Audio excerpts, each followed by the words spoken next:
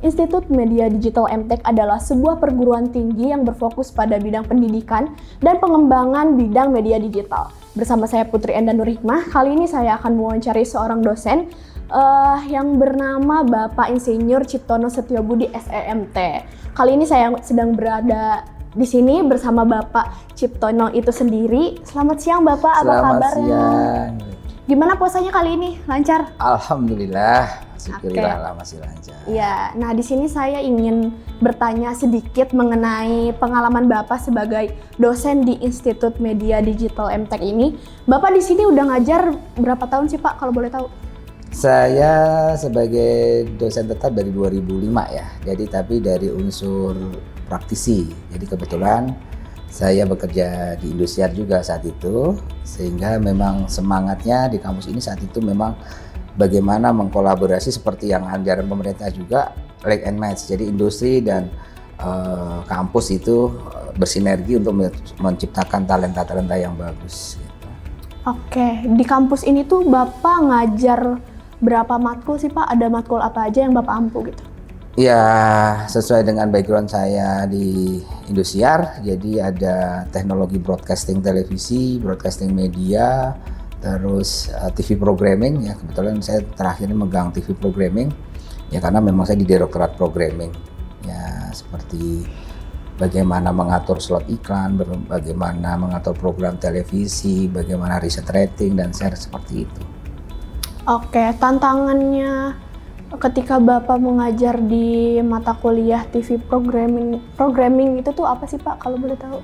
Ya, televisi programming tantangannya dinamis sekali ya, perkembangannya televisi juga cepat, jadi di luar itu selera masyarakat juga berubah-ubah ya, jadi program juga harus menyesuaikan, sehingga ada riset and development program untuk ini trennya apa sih, oh hari ini apa, produksinya apa gitu kan.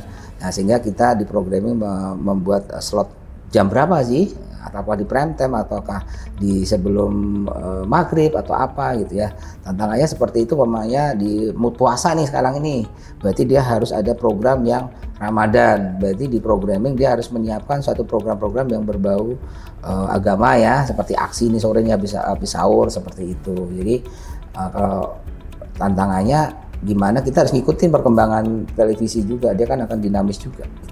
Oke. Nah, kalau untuk lagi mengajar nih Pak, pasti kan ada tips and triknya gimana Bapak mengajar. Nah, kalau saya boleh tahu, tips and trik Bapak mengajar itu agar mata kuliah yang diajarin itu terasa lebih efektif, itu kira-kira gimana Pak?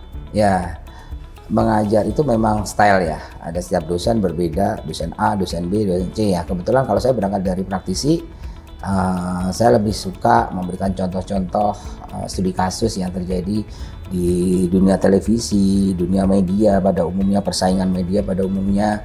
Terus kadang-kadang saya berikan role model nih, karena kita harus cukup berbangga di kampus Institut Media Digital MTek atau dulunya namanya ADVI, itu hampir banyak diterima di on air broadcast, di programming itu banyak. Sehingga kadang-kadang saya memberikan contoh keberhasilan kakak-kakak kelasnya bisa diikutin, dan tidak hanya di sini, mungkin di TV lain juga banyak seperti itu.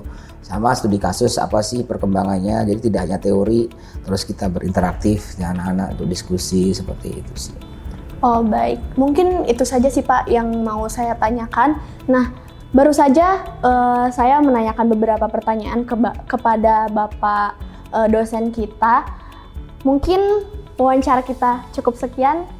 Kepada Bapak juga terima kasih sudah mau duduk di sini bersama saya, sudah mau berkenan untuk diwawancari. Sekian, terima kasih.